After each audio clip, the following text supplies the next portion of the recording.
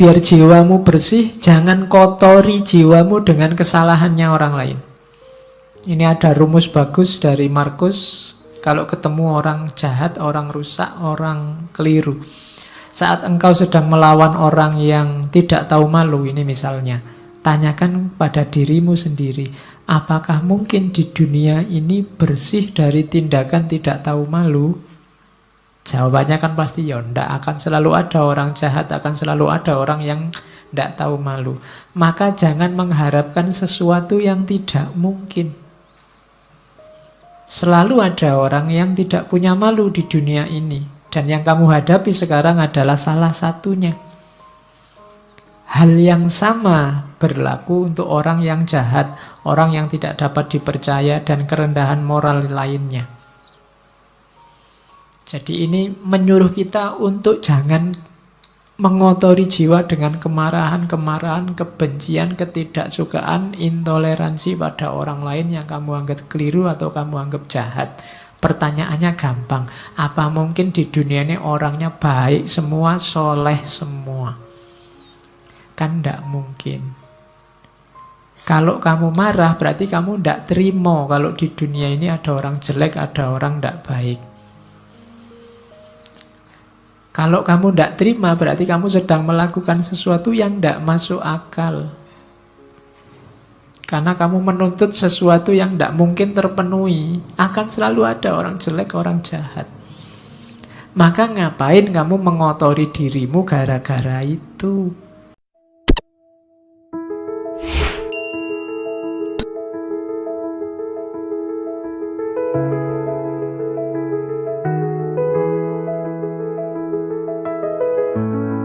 Assalamualaikum warahmatullahi wabarakatuh. Bismillah, kita lanjutkan ngaji kita. Malam hari ini kita ganti sesi. Oke, selanjutnya tentang kebersihan jiwa. Kalau tadi kan yang baik-baik, yang jelek-jelek tolong jangan masuk. Yang pertama apa? Ambisi.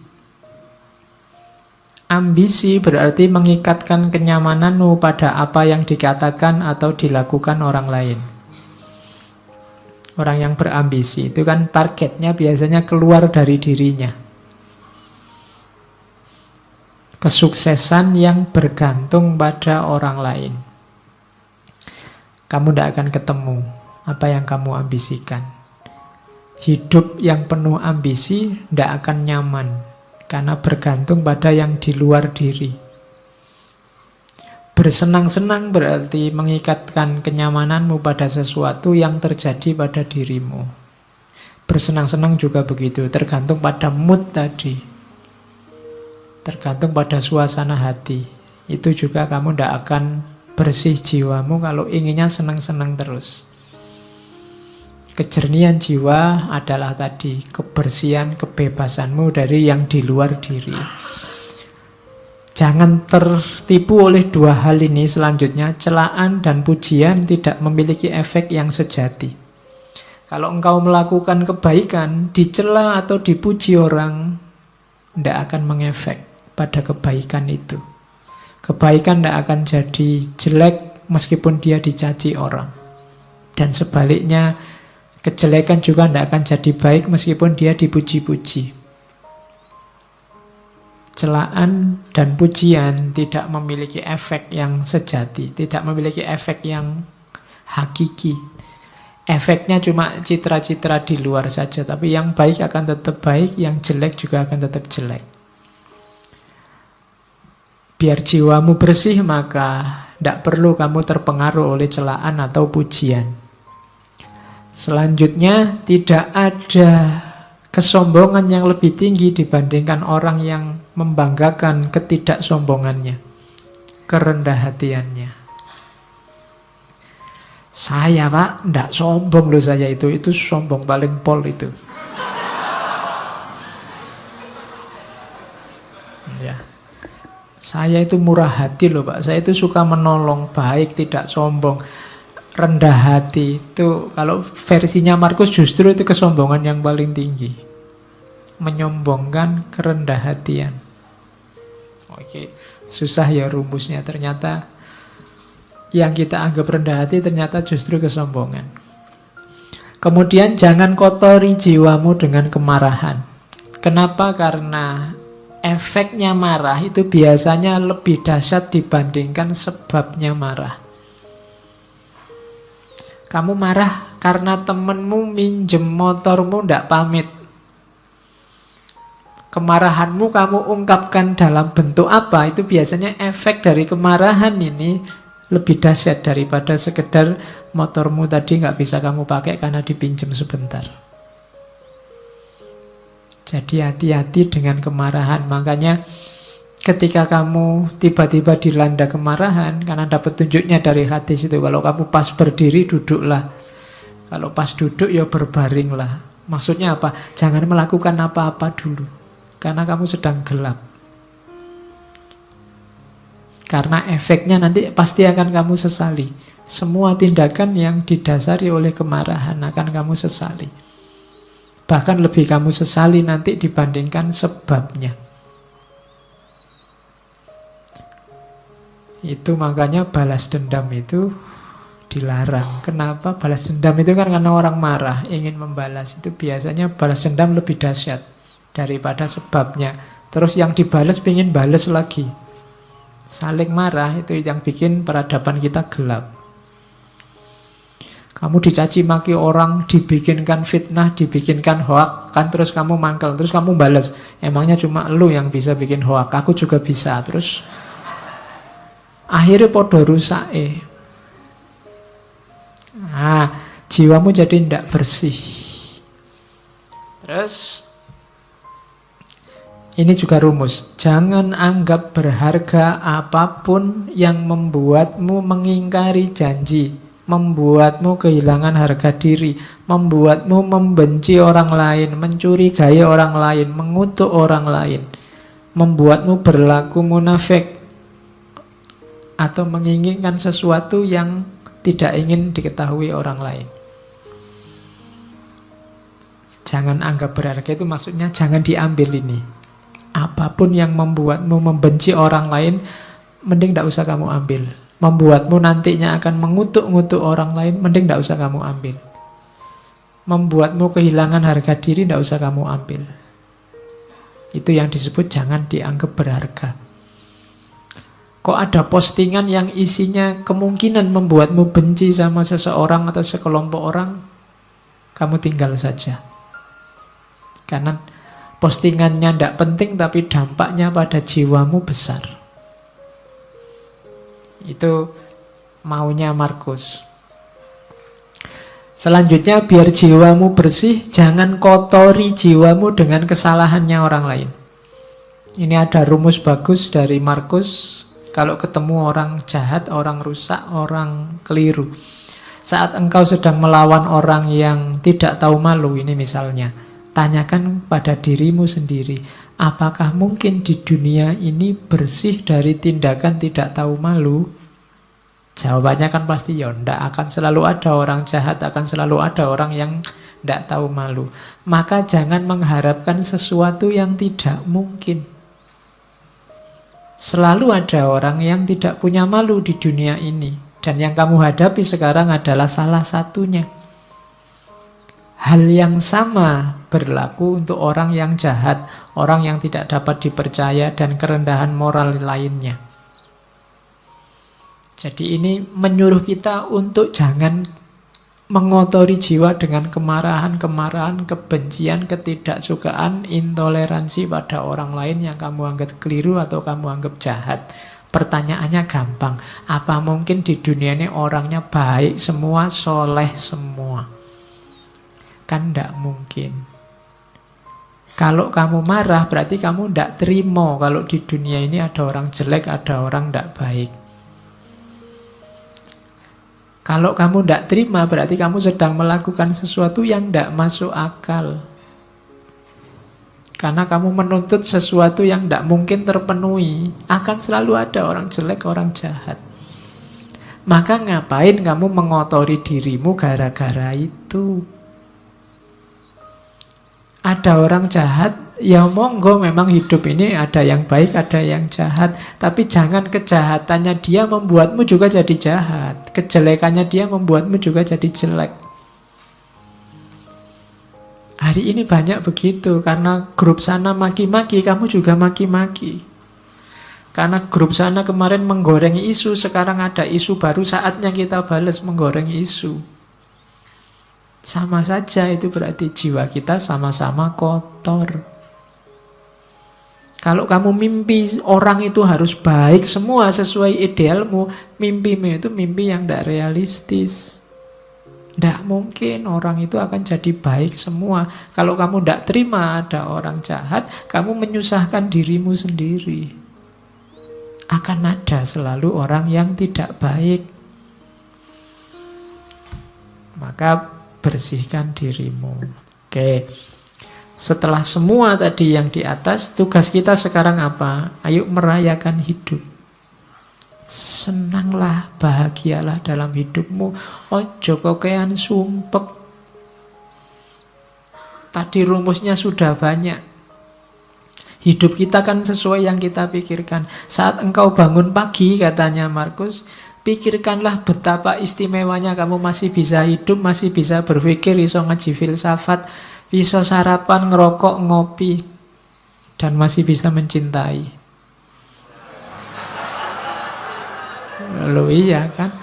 Loh istimewa, loh alhamdulillah kamu masih bisa mencintai. Ada orang yang bangun pagi mikir menyerang orang yang dibenci. Kamu masih bisa cinta sama siapa, masih bisa say hello, masih bisa bilang miss you, masih bisa bilang sudah tidur apa belum, masih bisa bilang bersyukurlah. Ya kan? Setiap kali bangun tidur bersyukurlah. Kenapa? Masih diberi kesempatan hidup lagi. Tidak ada jaminan loh begitu kamu tidur terus bisa bangun. Kamu sendiri kan tidak bisa mengatur dirimu biar pokoknya besok saya harus bangun. Tidak bisa. Ternyata bangun atau tidak tergantung dirimu. Maka bersyukurlah. Begitu bangun kamu masih bisa sadar, masih bisa mikir, itu kenikmatan luar biasa, bersyukurlah. Masih bisa menikmati hidup, masih bisa minum, makan. Yang lain mungkin sudah dilarang makan ini, dilarang makan itu, kamu masih bebas, bersyukurlah. Paling tidak kamu masih bisa mencintai seseorang. Rayakanlah hidupmu.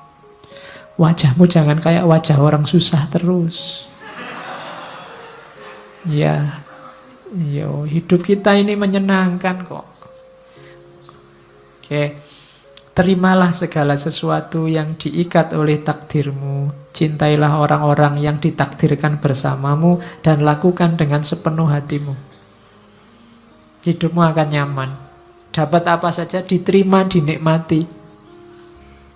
Makan di angkringan, dinikmati, ya enak. Ada yang neraktir di restoran, alhamdulillah ya lumayan enak. Semuanya enak, mana sih yang tidak enak, apalagi kalau ditraktir. Jadi bersama siapapun dinikmati, tidak usah milih-milih teman. Yo, setiap orang punya karakter, punya gayanya sendiri. Tapi kan ada yang jahat, Pak. Ya, jahat silahkan jahat, tapi kan tidak mengotori jiwamu. Karena kalau kamu saya pinginnya teman itu baik semua, Pak, sama saya peduli semua, itu mimpi, tidak mungkin. Ya kan? Kalau dihitung teman yang peduli sama kamu sama yang cuek, insya Allah lebih banyak yang cuek. Loh, tapi kalau ketemu senyum itu basa-basi.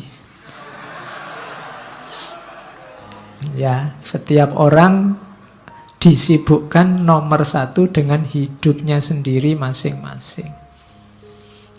Jadi rayakanlah hidupmu, jangan terlalu sumpek. Jangan memimpikan apa yang tidak engkau miliki. Namun akuilah anugerah atas apa yang engkau miliki, lalu bersyukurlah. Sambil mengingat, tulisannya salah itu. Sambil mengingat betapa engkau akan sangat memimpikan apa yang kau miliki sekarang kalau engkau tidak memilikinya. Kamu pegang HP, syukurilah. Tidak usah mimpi pegang HP yang lebih mahal dengan kualitas lebih baik, kamu punyanya HP ini. Mikirnya dibalik. Seandainya HP kayak gini saja aku ndak punya, aku mesti mati-matian ingin beli HP yang kayak gini. Itu loh. Punya pacar kok ndak terlalu cakep. Mikirnya juga begitu. Kalau kamu mikir, kok nyari yang lebih cakep lah, kamu mimpi. Mikirnya dibalik. Seandainya yang kayak gini saja aku ndak dapat, mesti aku ngejar-ngejar yang kayak gini juga. Nanti kamu jadi bersyukur.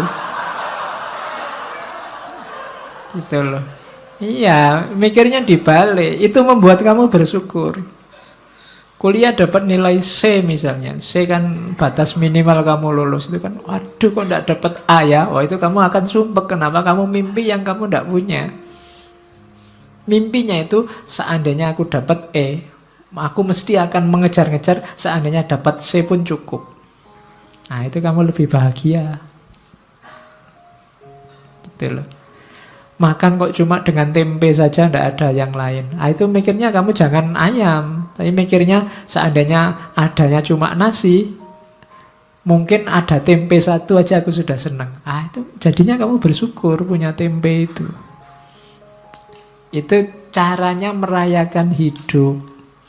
Kalau tidak begitu, kamu akan sumpek terus. Dan ingatlah bahwa engkau memiliki kuasa untuk mengistirahatkan dirimu kapanpun engkau inginkan. Kamu supirnya, kamu penguasanya hidupmu. Mau jalan, ayo jalan. Mau istirahat, istirahat. Tidak usah terkejar, nggak usah dikejar-kejar oleh ambisi dunia, keterikatan dengan yang lain, yang macam-macam yang bikin repot. Menghabiskan energi, menghabiskan waktu. Engkau yang menguasai hidupmu, kapanpun ingin berhenti, saat ini juga kamu bisa. Ingin tidur sekarang boleh, istirahat sekarang boleh. Terus, jangan pernah khawatir tentang masa depan. Apalagi di usia-usia teman-teman ini kan biasanya pikirannya masa depan, besok kawin sama siapa, kerja di mana. Kamu kan khawatir itu. Engkau akan bertemu dengannya kalau memang harus. Dengan senjata yang sama yang hari ini menjadi bekalmu menghadapi masa kini. Dulu waktu kamu SMA atau SMP, mikir kuliah, wah bisa ndak ya aku kuliah? Kuliah hari pertama kamu takut. Begitu dijalani kan kamu bisa. Besok juga begitu. Gak usah khawatir. Bisa ndak ya aku dapat kerja? Bisa ndak ya aku kawin? Bisa ndak ya punya anak? Iso. Nggak usah khawatir, pasti bisa. Kekhawatiranmu dulu, sekarang kamu jalani kan ya ternyata juga bisa. Nggak ada yang di luar kuasamu kalau tentang hidupmu. Makanya jangan galau dengan masa depan. Wong masa depan kayak tadi, itu di luar jangkauanmu hari ini. Jadi pikirkan aja sekarang, nikmati hidup sekarang. Besok kamu akan punya senjata sendiri, punya kemampuan sendiri menghadapi situasi di masa depan. Itu uniknya manusia. Maka hidup itu rumusnya simple, receive without conceit, release without struggle. Kalau dapat sesuatu, terimalah tanpa harus membanggakan diri, membesarkan diri. Kalau harus kehilangan, lepaskanlah tanpa harus merasa sedih, mati-matian, sumpek. Jadi receive without conceit, release without struggle. Biasa saja. Hidup kehilangan sesuatu biasa. Wong dulu juga tidak punya, terus punya, sekarang hilang. Kalau dapat sesuatu, alhamdulillah, tapi ya tidak harus sombong. Kalau kamu bisa kayak gini, hidupmu nyaman.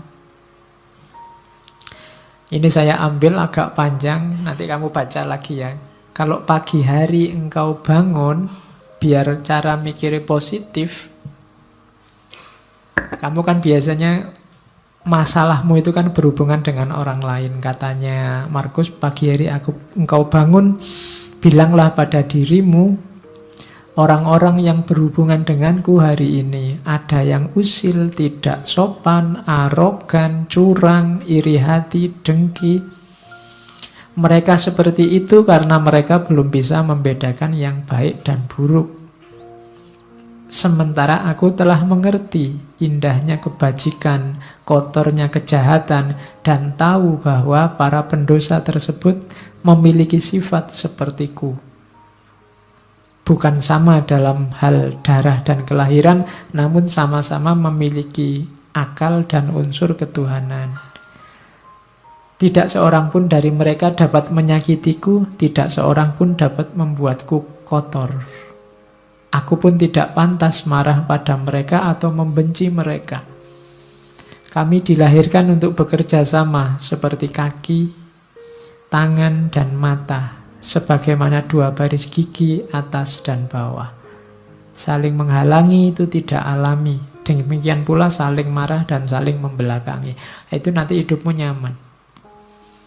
Akan ketemu orang yang bikin kamu mangkel, bikin kamu jengkel, bikin kamu benci, pasti. Tapi ingatlah bahwa mungkin kejelekan yang mereka lakukan itu karena mereka tidak sadar. Sementara kamu sekarang sadar. Dan diingat juga bahwa orang lain itu punya kualifikasi sama persis kayak dirimu, yang tidak pantas untuk kamu benci. Dan jangan takut, mereka tidak akan bisa membuatmu kotor kalau kamu sendiri tidak mengotori jiwamu. Nah, ini nanti kamu jadi mantap. Kalau ini nanti panjang kamu baca lagi. Kalau kamu pagi hari bangun kok males, kamu baca ini. Saat fajar terbit, saat engkau malas bangun, katakan pada dirimu, aku harus bekerja sebagai manusia. Aku harus menawar apa lagi untuk bekerja, sebagaimana tugas kelahiranku. Ayo bangun, kan maunya itu, kerjalah. Tanyakan pada dirimu, kalau masih nggak mau bangun, apakah tujuanku diciptakan itu untuk ini, meringkuk di bawah selimut dan mereguk kehangatan? Nah, terus kan kamu tetap bisa jawab, tapi kan nikmat, namun betapa nikmat seperti ini. Ditanya lagi sama Markus, jadi engkau lahir untuk mencari kenikmatan, bukan untuk bertindak dan mencari pengalaman. Tidakkah engkau lihat tanaman, burung, semut, laba-laba, lebah, semua menjalankan tugasnya, membuat harmoni dunia terjaga sekuat mereka bisa. Mengapa engkau tidak segera menjalankan tuntutan alamiahmu? Terus kamu jawab lagi, tapi kan bukankah orang itu harus istirahat, ada tidurnya juga? Jawabnya Markus, setuju. Namun alam memberi batas untuk itu, sebagaimana dengan makan dan minum. Dan engkau telah melampaui batas. Ini sudah jam 9. Ya. Ya. Ndak ono jam 9. Engkau telah berlebih dalam istirahat, namun kurang dalam bekerja. Engkau tidak cukup mencintai dirimu. Engkau tidak mencintai sifat alamimu dan tugasmu. Orang yang mencintai tugasnya, mengabdikan diri dan menjalankannya, bahkan kadang sampai lupa makan dan mandi. Sementara kamu lupa tugasmu gara-gara tidur. Apakah engkau tidak menghormati dirimu sendiri sebagaimana pelukis mencintai lukisan, penari mencintai tarian, orang pelit mencintai uangnya, atau pemburu jabatan mencintai statusnya? Saat mereka benar-benar dipengaruhi oleh yang mereka kerjakan, mereka bahkan tidak makan dan minum karena menjalankan kecintaan mereka. Nah, ini filsafat bangun tidur. Ya, biar kamu tidak males-malesan. Karena kadang-kadang kalau sudah males kan, meskipun bolak-balik HP-nya kamu tambah 10 menit sudah bunyi, 10 menit lagi, bunyi lagi, 10 menit lagi. Ning ya ora tangi-tangi. Oke. Kalau ini rumus hidup sama orang lain. Kapanpun kau menemukan kesalahan pada diri orang lain, tanyakan pada dirimu, apa kesalahan yang pernah kulakukan yang mirip dengan kesalahan yang akan aku kritik ini? Kalau ada orang lain salah, tanya pada dirimu, pernah nggak kamu melakukan salah yang sama atau mirip? Itu nanti akan mengurangi kadar agresifmu terhadap kesalahan orang lain. Saya ingin balas dendam, Pak. Ada orang menyalahi saya. Katanya Markus, balas dendam terbaik adalah dengan tidak menjadi seperti musuhmu. Balaslah musuh yang mencaci makimu dengan tidak mencaci maki. Itu balas dendam terbaik. Balaslah musuh yang menyakitimu dengan tidak menyakitinya. Manusia ada dengan saling membutuhkan kepada sesama, kamu akui atau tidak. Kamu harus hidup bareng orang lain, mau atau tidak. Maka kalau kamu tidak mampu mengajari mereka, belajarlah untuk tahan hidup bersama mereka. Sudah kamu nasihati kok tidak pulih-pulih jadi baik, ya gimana lagi? Sekarang kamu latih dirimu untuk kuat bareng mereka. Misalnya kamu punya teman sak kos-kosan, berdua, kok ya males mandi. Sudah kamu nasihati, tetap males mandi. Solusinya apa? Kamu latihanlah untuk bisa tahan dekat orang yang males mandi. Jadi rumusnya simple. Jadi kalau kamu tidak tahan terus, sementara dia tidak berubah-berubah, kamu akan hidupmu tersiksa terus. Loh Pak, kok dia tidak berubah-berubah? Kamu tidak menguasai perubahan dia. Yang bisa kamu kuasai kan perubahan dirimu. Lebih gampang melatih dirimu untuk tahan bersama dia dibandingkan kamu mengubah dia. Ya doakan saja dia bisa berubah. Tapi kalau tidak, kamu kuat hidup bersamanya. Kemudian lagi, lakukan apapun yang kamu inginkan. Bahkan jika engkau memecah belah dirimu, sebagian besar orang akan melakukan hal yang sama seperti sebelumnya. Ini maksudnya, kamu jangan terlalu pusing dengan kelakuan orang lain, tindakan orang lain. Kayak tadi, wah orang Indonesia ini kok tambah tidak toleran orang ini. Kamu kan sumpek sendiri. Sudahlah, kamu lakukan yang menurutmu baik. Kalau kamu ingin mengubah mereka, bahkan sampai kamu mecah-mecah dirimu, kamu katanya Markus, mereka akan balik lagi seperti adanya. Itulah karakternya manusia. Terus merasa sayang pada orang lain meskipun mereka melakukan banyak kesalahan adalah sifat uniknya manusia. Engkau dapat melakukannya. Cukup dengan mengakui bahwa mereka juga manusia. Mereka melakukan itu karena tidak sadar, berlawanan dengan kata hati mereka. Dan kita semua akhirnya akan sama-sama mati tidak lama lagi. Kita ini hidup bareng-bareng, ada orang yang salah, ada orang yang bisa diingatkan, ada orang yang tidak bisa diingatkan. Pada akhirnya sebentar lagi semuanya mati, maka kamu tidak usah terlalu sibuk, terlalu bingung dengan itu. Tidak masalah.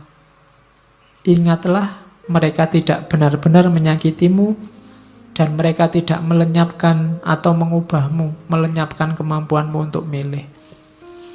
Hidupmu tetap bebas tanpa harus terikat oleh mereka, meskipun kamu hidup bersama mereka. If any man despise me, kalau ada orang menjahatiku, itu urusannya dia. Urusanku adalah tidak melakukan atau mengatakan sesuatu yang layak dicela. Jadi kalau ada orang jahat padamu, kalau ada orang menyakitimu, itu sebenarnya tidak ada urusan denganmu, urusannya dia. Pak, nanti kalau saya dibohongi orang, bohong itu urusannya dia. Urusanmu adalah jangan melakukan tindakan tercela, itu aja. Nah, kalau ini pendidikan diri. Rumusnya pendidikan diri itu be tolerant with others and strict with yourself. Saya tulis ini besar-besar karena hari ini banyak orang yang dibalik. Banyak orang yang toleran dengan dirinya sendiri, kemudian strict dengan orang lain. Kalau sama dirinya sendiri dimaafkan terus, dicarikan alasan, dicarikan dalih. Tapi begitu sama orang lain, kakunya luar biasa. Orang lain tidak boleh keliru, tidak boleh minta maaf, tidak boleh. Itu yang kita lakukan hari ini dan terjadi di mana-mana, saling balas-membalas. Terbalik. Harusnya kita toleran terhadap orang lain dan strict terhadap diri kita sendiri. Jangan dibalik. Nah, ini rumusnya. Aku sering heran kenapa orang mencintai dirinya lebih dari semua orang yang lain, namun ia kurang menghargai pandangannya sendiri tentang dirinya dibandingkan pandangan orang lain. Ini nasihat sebenarnya untuk kamu jangan mudah terpengaruh oleh orang lain. Jangan mudah terpengaruh oleh komentarnya orang, pandangannya orang terhadap dirimu. Kamu punya jati diri sendiri, tidak apa-apa. Orang ngomong apa aja, tidak usah terpengaruh. Logikanya orang itu lebih mencintai dirinya sendiri. Berarti apa? Lebih dengarkanlah pandanganmu sendiri. Jangan mudah tertipu oleh orang lain. Apapun yang dilakukan atau dikatakan orang, aku harus tetap menjadi zamrud dan mempertahankan warnaku. Ini urusannya jati diri. Hidup sama orang lain ya, toleran ya, tapi jati diri jangan hilang. Kamu punya identitas sendiri. Terus nasihatnya Markus, ya, awas ya, kamu jangan merendahkan dirimu sendiri. Teruslah rendahkan dirimu wahai jiwa, maka segera peluangmu untuk mendapat kehormatan akan lenyap. Lama-lama identitasmu hilang dan kamu tidak akan dihargai orang. Setiap orang punya satu kehidupan. Milikmu sudah hampir habis gara-gara kamu singkirkan terus, kamu sisihkan terus identitasmu. Dan engkau tidak memperlakukan dirimu sendiri secara hormat, engkau malah mempercayakan kebahagiaanmu pada jiwa-jiwa yang lain. Ini tuntunan untuk kita tegas pada diri sendiri. Oke. Saya bawa quote terakhir, engkau selalu memiliki pilihan untuk tidak berpendapat. Ini nasihat untuk kita hari ini ya. Tidak ada yang nyuruh kamu tiap hari posting, tiap hari bikin status, tiap hari ngomentari statusnya orang lain. Engkau selalu memiliki pilihan untuk tidak berpendapat. Tidak berpendapat itu sah. Tidak perlu selalu susah payah atau membebani jiwamu dengan segala sesuatu yang tak dapat engkau kuasai. Hal-hal tersebut tidak membutuhkanmu untuk menilainya. Tidak usah gaya dikit-dikit. Menurut saya, tokoh itu ngapain? Emangnya komentarmu yang mendengar siapa? Hal tersebut tidak butuh penilaianmu. Ngapain kamu capek-capek? Engkau punya pilihan untuk tidak usah berpendapat. Leave them alone. Mereka punya penanggung jawabnya sendiri-sendiri. Terkecuali suaramu berpengaruh didengar, baru ngomonglah. Tapi kalau tidak, cari yang lebih esensial untuk hidupmu, untuk dikomentari dan dibahas. Itu nasihatnya Markus. Hari ini banyak orang yang bukan wilayahnya, tidak seharusnya dia menilai, mengomentari. Ikut menilai, ikut mengomentari sehingga kacau semuanya. Idza wusidal amru ila ghairi ahlihi fantadhiris sa'ah. Leave them alone. Biarkan yang bertanggung jawab yang ngurusi. Oke ya. Oh, masih ada. Stop whatever you are doing for a moment and ask yourself. Ini nasihat panjang. Am I afraid of death because I won't be able to do this anymore? Biasanya yang membuat kita banyak terhenti untuk melakukan kebaikan adalah takut mati. Was-was, takut mati ini sering mengganggu kita. Katanya Markus, sekali-sekali gini deh rumusnya. Saat kamu melakukan apapun yang membuat kamu senang, coba berhenti sebentar. Apa gara-gara ini ya? Gara-gara khawatir ndak punya ini atau ndak melakukan ini, aku takut mati. Seberapa pentingnya sih yang saya lakukan ini? Seberapa baiknya sih yang aku miliki ini? Setiap kali melakukan itu, coba berhenti sebentar. Nah, ini untuk meminimalisir rasa takut mati. kira-kira kalau ndak ada ngaji filsafat ini kan ndak apa-apa toh. Ngapain sih harus tak gendoli sampai takut mati misalnya. Nanti kalau saya ndak ada yang mimpin ngaji sopo, ngapain sampai mikir ke sana. Wong ini ndak ada juga ndak apa-apa. Kalian kalau ndak ada ngaji kan malah santai, ndak ada beban untuk datang ke sini, bisa diganti yang lain. Tapi kadang-kadang yang ndak harus menggendoli, mengikat hidup kita jadi mengikat. Kuliah misalnya, kamu kan diikat sedemikian rupa oleh dunia yang namanya kampus dan kuliah. Apa iya sih hidupmu wajib ada kuliahnya, wajib di kampus? Simba-simbamu dulu kuliah sekolahnya cuma sampai SD, SR. Ya sukses, sawahnya luas. Bisa nguliahkan anak cucunya. Apa wajib harus ada itu? Apa wajib sih harus punya rumah, punya mobil, punya itu? Itu caranya untuk menenteramkan hati dari rasa takut akan mati. Karena nasihat terbaik itu kan mati. Begitu orang ingat mati, bukan takut mati, maka kemungkinan besar dia akan mudah untuk mempersiapkan diri menghadapi hidup sesudah mati. Mempersiapkan diri melakukan kebaikan-kebaikan. Oke, itu nasihat terakhir yang saya bawa dari Marcus Aurelius. Bayangkan raja besar, wilayahnya sangat luas, cara hidup, cara berpikirnya semacam ini.